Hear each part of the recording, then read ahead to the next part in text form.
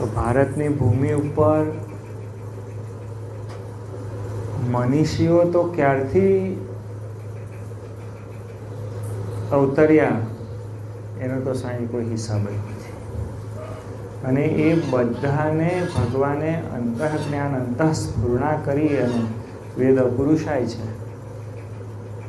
ભગવાન પૃથ્વી ઉપર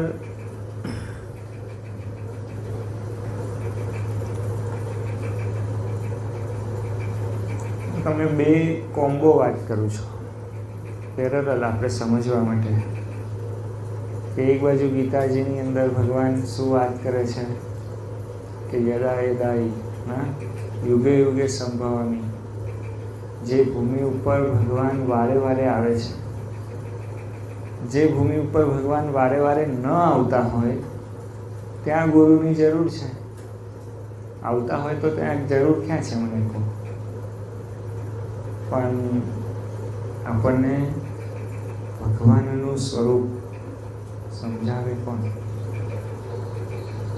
અને એ જે સમજાવે છે, જે પોતાનામાં નથી જોડતો અને પરબ્રહ્મમાં જોડે છે, એ જ ગુરુ છે.